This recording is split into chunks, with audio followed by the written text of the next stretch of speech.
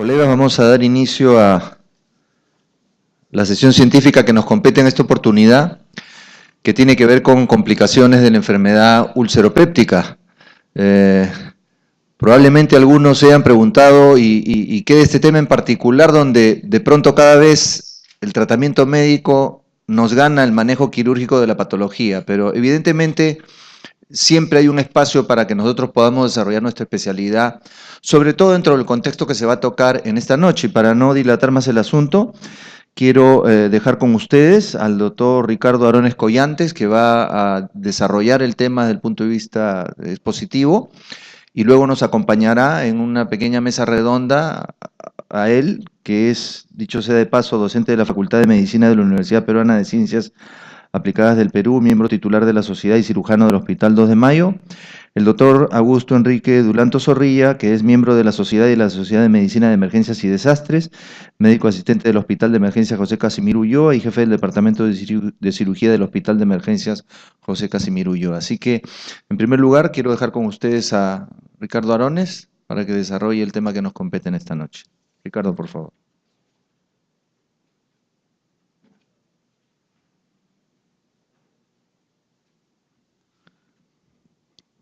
Buenas noches.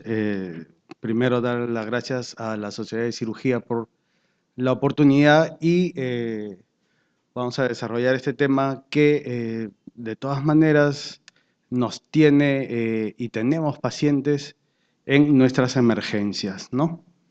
Esto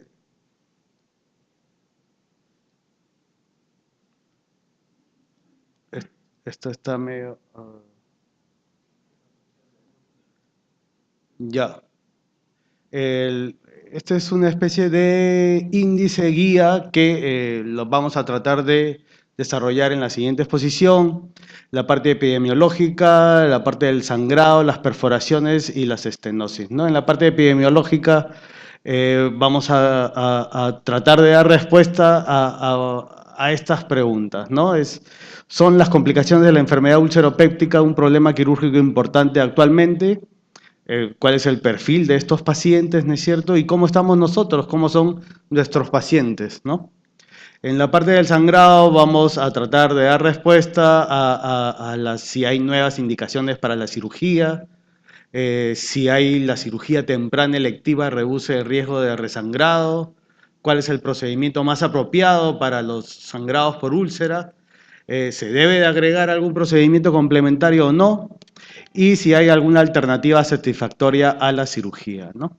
En las perforaciones vamos a responder a cuál es el procedimiento más seguro y fácil de realizar en una perforación por úlcera péptica.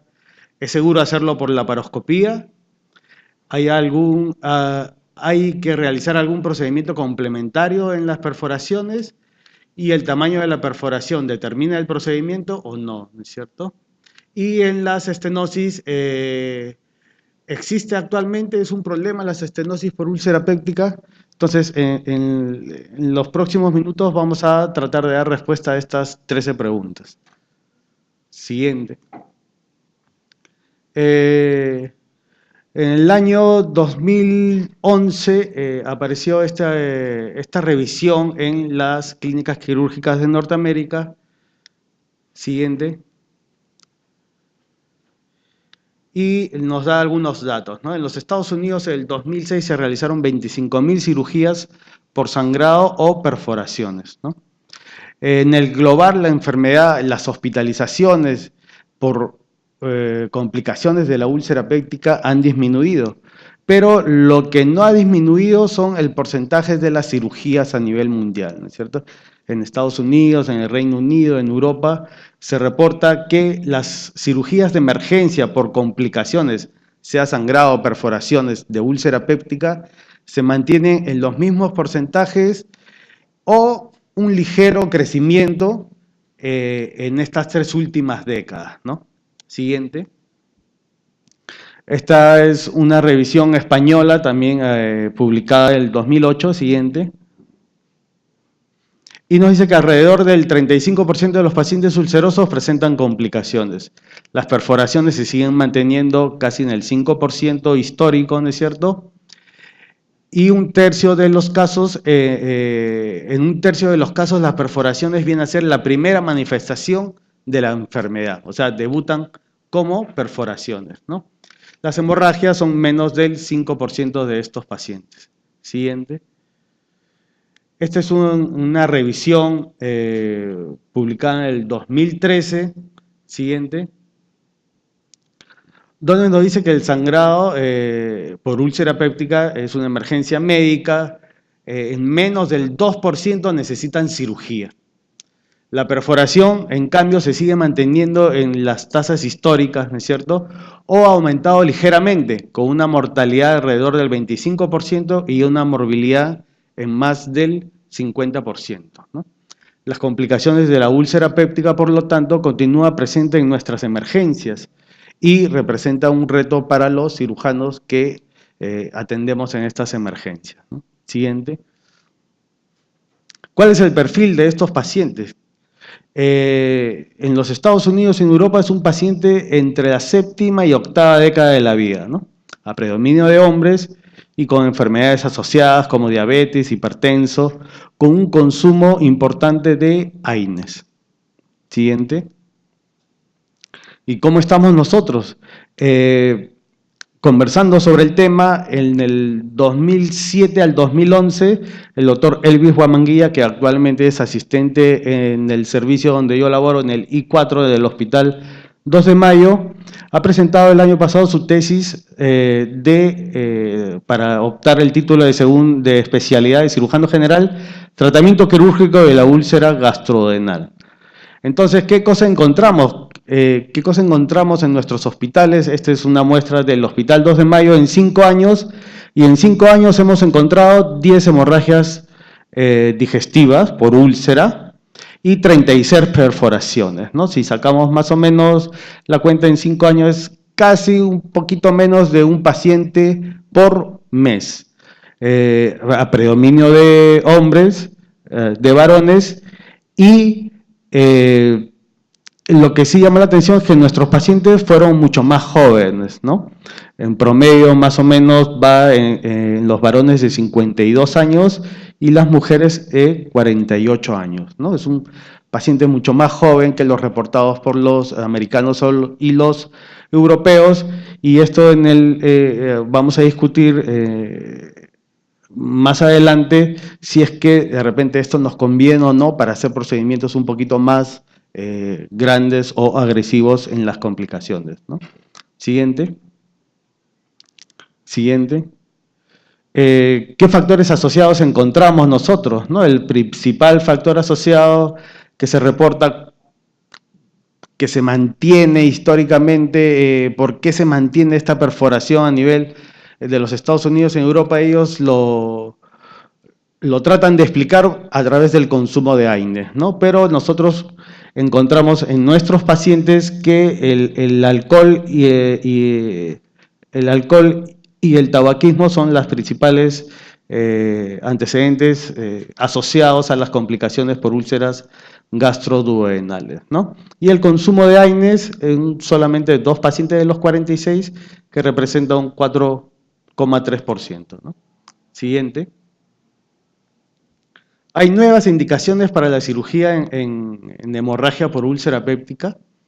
Este es un consenso japonés del 2010, donde nos dicen que por hemorragia de úlcera péptica, la indicación más importante y definitiva son las fallas en los procedimientos endoscópicos, ¿no? Puede estar justificado, eso sí, ellos hacen la salvedad, una cirugía para prevenir los resangrados en pacientes por alto riesgo. Esto es decir, la primera aproximación siempre va a ser endoscópica. El problema viene cuando hay ciertos signos como úlceras de más de 2 centímetros, úlceras en la curvatura menor, el paciente llega chocado a la emergencia, donde se pone en duda si la segunda aproximación, o sea, el resangrado, debe ser endoscópico o debe entrar la cirugía, ¿no es cierto? Entonces, ahí lo pone en duda este consenso japonés. Siguiente. Este es el consenso ya americano y canadiense publicado en el 2010, donde dentro de todas las recomendaciones solamente en un ítem se nombra la palabra cirugía, ¿no? Y solamente ellos en sus recomendaciones dicen que se debe solicitar la consulta quirúrgica para los pacientes en la que la terapia endoscópica falla. Solamente la consulta quirúrgica cuando falla endoscópicamente después de la segunda aproximación endoscópica, ¿no? Siguiente. Este es un protocolo terapéutico español, siguiente, el del 2012, donde nos dan este algoritmo, ¿no es cierto? Entonces, la hemorragia, tratamiento médico, aproximación endoscópica, ellos siguen utilizando la clasificación de Forrest, y el tratamiento endoscópico. Si el tratamiento endoscópico tiene resultado positivo, o sea, logran parar el sangrado, va hacia inhibidores de bomba y erradicación de todas maneras del Helicobacter, ¿no? El problema es cuando resangra, ¿no es cierto? Cuando resangra, de nuevo hay una aproximación endoscópica y si fracasa la segunda aproximación endoscópica, ahí hay la alternativa quirúrgica, ¿no es cierto? Siguiente. Nosotros, ¿cómo hemos afrontado los sangrados por úlcera péptica? De los 10 pacientes que tuvimos por sangrado por úlcera péptica, se realizó una endoscopía digestiva en 12 pacientes. O sea, hubieron 2 perforaciones que se realizaron endoscopía, ¿no? La clasificación de Forrest, tuvimos un Forrest 1A en 7 y un 1B en 3. Estos fueron nuestros 10 pacientes. Siguiente. La cirugía temprana, o sea, esta cirugía que se debe realizar o no después del resangrado, o sea, viene el paciente sangrando, va el endoscopista para el sangrado.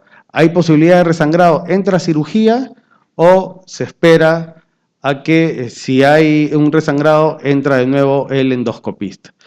Esta duda lo estudiaron muy bien Lao en 1999, hubo una revisión en el 2000 también, siguiente, y esta revisión de las clínicas de Norteamérica, que nos dicen que entrando tempranamente, o sea, antes del segundo resangrado, y comparando con la endoscopía, la mortalidad y el éxito en los dos grupos fue del 75%, pero un ligero menor resangrado en el paciente que se sometió a cirugía temprana. Cirugía temprana, como ya le hemos dicho, es después del primer aproximamiento endoscópico, ¿no es cierto? Entonces, hay un ligero disminución en el resangrado, pero al final la mortalidad y las tasas de éxito fueron similares, ¿no es cierto? Entonces, ellos recomiendan que la aproximación, o por lo menos el cirujano, debe estar presente o alerta o mandar la interconsulta a cirugía y tener estos pacientes en cuenta, ¿no es cierto? Los pacientes que tienen úlcera de más de 20 milímetros, o sea, más de 2 centímetros, pacientes que entraron sangrando a la emergencia en estado de shock, pacientes con úlceras duodenales posteriores y pacientes con úlceras gástricas de las curvaturas menor. Estos pacientes tienen mucha posibilidad de resangrado y mucha posibilidad que en la segunda endoscopía no puedan parar el sangrado y que vayan a cirugía, ¿no? Siguiente. ¿Y cuál es el procedimiento más apropiado? Siguiente. Cuando se encuentra la úlcera sangrante en fondo, cuerpo y antro, lo que se recomienda es una resección en cuña y cierre primario. Si la úlcera se encuentra en curvatura menor, de manera distal, o sea, la cisura angularis distalmente, ¿no es cierto?, ahí lo que se recomienda es una gastrectomía distal y reconstrucción, el BIRRO 1 y el BIRRO 2. Siempre las úlceras de la curvatura menor son las que traen más problemas. Entonces, lo que recomiendan en la parte distal de la curvatura menor, gastrectomía. Cuando es en la parte proximal, o sea, y puede comprometer la unión esófago-gástrica, lo que se recomienda es una gastrostomía, o sea, se hace una incisión en la pared anterior y se sutura el lecho ulceroso por dentro, ¿no? Cuando es ya el sangrado a nivel duodenal, lo más frecuente es que sea duodenal posterior, ¿no es cierto? Se hace una incisión longitudinal a través del duodeno, pasando por el píloro, y lo que recomienda es poner 2 puntos cruzados, uno arriba, uno abajo, y luego un punto profundo pasando por el lecho ulceroso. Siguiente. En el consenso del 2010, en el consenso japonés, los procedimientos quirúrgicos para el tratamiento definitivo de la úlcera son innecesarios, ¿no es cierto? Entonces, ante la pregunta, ¿es suficiente parar el sangrado, hacer la resección, la anastomosis, o de repente si está por arriba poner puntos? El consenso japonés dice que sí es suficiente y que no se debe hacer ningún otro procedimiento más. Siguiente. ¿Qué dicen los americanos y los canadienses? Que el rol de la vagotomía del 2010 es poco clara, decía, el 2011 es poco clara, que la mayoría de cirujanos del Reino Unido y de los Estados Unidos no considera la vagotomía como parte de la cirugía por el sangrado por úlcera péptica, sea esta duodenal o gástrica. Y que el resangrado luego de una vagotomía y piroplastía está entre el 6 y el 17%. Y la segunda cirugía tiene, que sería ya una resección o una exclusión, tiene ya mucho más mortalidad, pues. Entonces, ellos tampoco recomiendan una cirugía complementaria, sea esta vagotomía de los diferentes tipos, más piroplastía, ¿no? Siguiente. ¿Hay alguna alternativa satisfactoria para la cirugía? En los sitios donde se hace embolización, este trabajo fue publicado en el 2008, se dividió, siguiente, adelántalo por favor. Se dividió, este estudio fue el que sentó las bases para el tratamiento con embolismo para el sangrado, ¿no? De todos los pacientes que se realizó una primera aproximación y se paró el sangrado endoscópicamente, que fueron 91, se dividieron en 2 brazos, ¿no? Uno entraron a cirugía y otro, de todos los que resangraron, se dividieron en 2 brazos. Unos fueron a cirugía y otros fueron a embolización.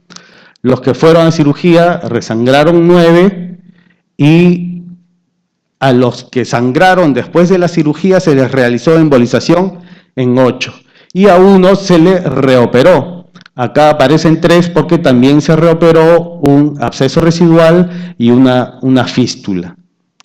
Y a los que entraron a embolización, 10 tuvieron resangrados. A la mitad de ellos se reembolizó y no tuvieron ningún problema, se paró el sangrado. Y la otra mitad entró a cirugía controlándose el sangrado. ¿Puedes retroceder una? Entonces ellos concluyen su trabajo que las tasas de resangrado son un poco más altas para la embolización, el 25% versus 18%, pero con mucho menos morbilidad. Entonces la posibilidad de reembolización o embolización postquirúrgica también da resultados satisfactorios, ¿no?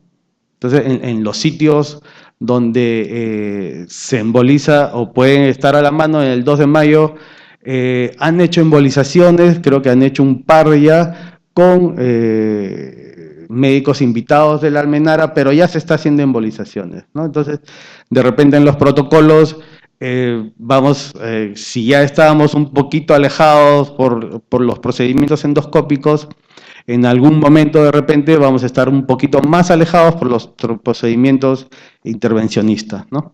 Siguiente. Siguiente. ¿Y nosotros qué hemos hecho con los sangrados por úlcera, ¿no? Donde tuvimos más y más de la mitad fueron donde no queremos que hayan los sangrados, ¿no es cierto? Que son la curvatura menor y en la porción posterior del duodeno, ¿no? Pero ahí es donde tenemos nuestros pacientes, más de la mitad, o sea, 6 de 10 fueron en esta zona, ¿no? ¿Y qué es lo que hemos hecho? La operación por hemorragia realizada en nuestros pacientes fue la rafía nada más. Entonces, acá nosotros no hemos hecho ni resecciones, no hemos hecho gastroctomías y solamente hemos hecho rafía en los 10 casos que tuvimos, ¿no? Úlcerorrafia. Siguiente. Cuando hablamos de perforación, ¿cuál es el procedimiento recomendado en las perforaciones, ¿no? Las perforaciones más frecuentes son a nivel del duodeno y el procedimiento que más se recomienda es el parche de Piplon o el parche de Graham, ¿no? Y como alternativa la rafía con o sin epiplon. Cuando la perforación hacia el nivel de fondo, cuerpo y antro, la resección en cuña y la rafía es el procedimiento adecuado, tomándose importancia a la biopsia o a la resección en cuña, porque la malignidad de ahí está asociada en un 4 a 14%, ¿no? O sea, puede haber un cáncer que se pueda perforar. Igual, en la curvatura menor, por la vascularización, siempre nos trae problemas, y cuando es distal, lo que se recomienda es una gastrectomía distal, un parche de Piplon o resección en cuña. Y cuando es en curvatura menor y proximal, lo que se recomienda es una gastrectomía subtotal, incluyendo la úlcera y la reconstrucción en IDRUS con una esófago, gastro y ayunoanastomosis, ¿no? Entonces, esas son las recomendaciones para las perforaciones. Siguiente. Este es un esquema de la rafía primaria. Se le puede agregar el epiplon como un parche de epiplon, pero el parche de Graham en sí es poner epiplon en la perforación y suturar con todo el epiplon metido, ¿no es cierto? Entonces, y luego se puede anclar un poco a la serosa el epiplon, ¿no? Quedando así de esta manera. Siguiente. ¿Es seguro hacerlo por laparoscopía? Esta revisión de Cochrane del 2013 nos dice que no hay diferencias entre la realización del procedimiento laparoscópico versus abierto. El procedimiento que más se realizó acá fue el parche de Piplon, ¿no? El parche de Graham. No hubo diferencias entre laparoscopía y cirugía abierta. Siguiente. Este es otro estudio publicado el año pasado. Siguiente. Donde demuestran que hay iguales complicaciones abdominales como respiratorias, o sea, no hubo diferencias, y a favor de la laparoscopía, menos morbilidad, menos dolor postoperatorio y una dieta en un tiempo más corto, ¿no? O sea, los pacientes toleraron vía oral en un menor tiempo, ¿no? Siguiente. Hay que realizar en las perforaciones algún procedimiento complementario, tanto las revisiones americanas, la japonesa, como esta revisión del Cochrane de este año, dice que los procedimientos complementarios en perforaciones, sea algún tipo de vagotomía o piroplastía, no están recomendadas. Entonces, el principal tratamiento para evitar resangrado, para evitar perforaciones, es eliminar el Helicobacter y tratamiento con inhibidores de bomba, ¿no? Siguiente. El tamaño de la perforación determina qué procedimiento hacer. Si para úlceras ya mayores a 20 milímetros, el parche de Graham ya tiene una fuga de más del 12%, ¿no es cierto? Entonces, en realidad ya cuando las perforaciones son muy grandes, se ha tomado muchos procedimientos de manejo de las perforaciones duodenales en trauma, por ejemplo, ¿no? Ahí la recomendación no es estándar, te dan alternativas, puede ser el parche de Piplon con las ya tasas de fuga reportadas, un tubo de duodenostomía controlado, esta es una técnica que luego lo vamos a describir, el parche seroso y ayunal, enchufe pediculado de Piplon, ¿no es cierto?, gastrectomía parciales, exclusiones duodenales. En las úlceras gigantes de 20 milímetros, entonces lo estándar no hay una cirugía recomendada, ninguno de los artículos y de las revisiones recomienda una cirugía. Siguiente. El tubo, la duodenostomía, el manejo de una duodenostomía controlada, fue reportado por unos hindúes en el 2009, siguiente, y consta de esto, ¿no? Lo primero que hacen es una maniobra de Kocher para rafiar el defecto grande y que no quede contención, ¿no es cierto? Entonces hacen una maniobra de Kocher y rafían el defecto grande, ¿no es cierto? Esto lo hicieron solamente para úlceras de más de 20 milímetros, ¿eh? Lo segundo que hacen es rafiar, bueno, y lo tercero, el tercer paso es poner un tubo de duodenostomía hasta más o menos la segunda y la tercera porción del duodeno. Luego ponen otro tubo que va distal para alimentación y el último paso es el tubo de la gastrostomía que se puede obviar poniendo una sonda nasogástrica.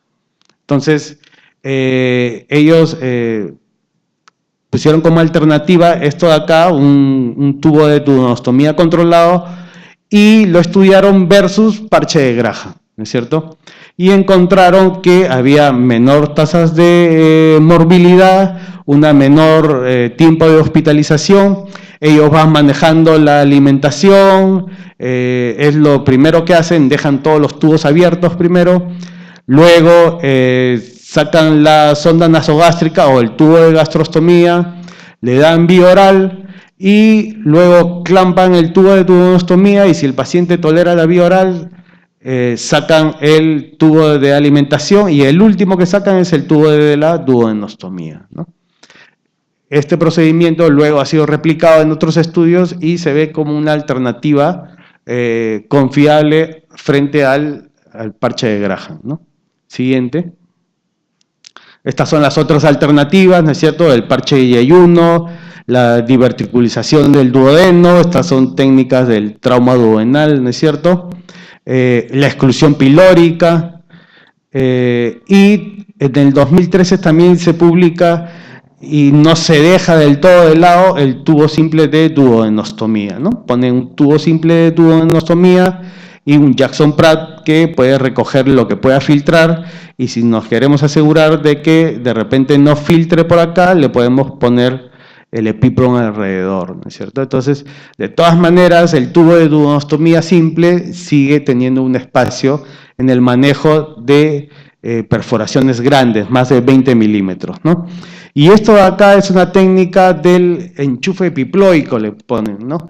¿Esto en qué consiste? El anestesiólogo pasa una sonda nasogástrica, la sonda nasogástrica sale por la perforación duodenal, uno sutura el Epiplon o lo amarra el Epiplon a la sonda y el anestesiólogo jala la sonda llevándose el Epiplon y el Epiplon es como que tapona la perforación, ¿no? Entonces uno dentro de la cavidad le pone puntos a la serosa al Epiplon y luego como este anclaje del Epiplon en la sonda nasogástrica se realiza con un caldo crómico o una sutura de rápida absorción, luego se saca la sonda y se queda el Epiplon ahí, ¿no? Esta es una alternativa que lo muestran como un procedimiento rápido en pacientes que están en mal estado general y como opción al parche de Epiplon en perforaciones grandes, ¿no?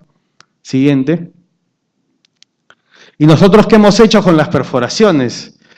De las 36 perforaciones que tuvimos, la rafía es el procedimiento más frecuente, ¿no? Pues rafía y parche de Epiplon es lo que hemos hecho, ¿no?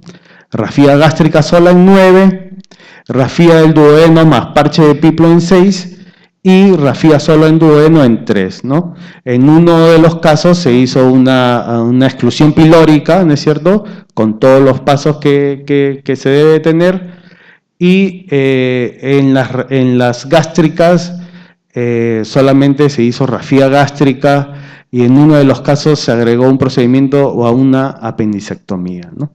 Pero no ha habido mayores resecciones en el Hospital 2 de Mayo en estos 36 pacientes que hemos tenido en 5 años, ¿no? Siguiente.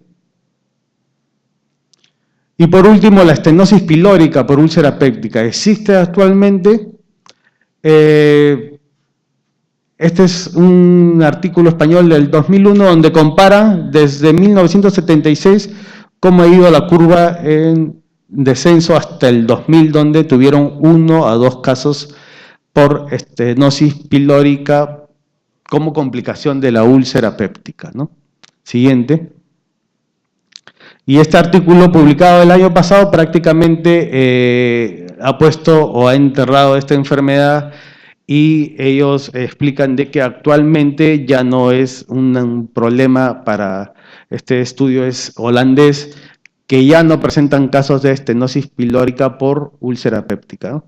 Plantean varias hipótesis en por qué ha sido, no lo achacan solamente a los inhibidores de bomba y a la erradicación del Helicobacter y plantean una idea de que la reacción inflamatoria es menor en los pacientes actualmente que lo que había antes, ¿no? Ese es lo que ellos plantean como hipótesis. Yo creo que el mayor peso se lo lleva los inhibidores de bomba y la comprensión del Helicobacter en la enfermedad ulcerosa, ¿no? Siguiente. Bueno, ese es todo. Muchas gracias por su atención, ¿no?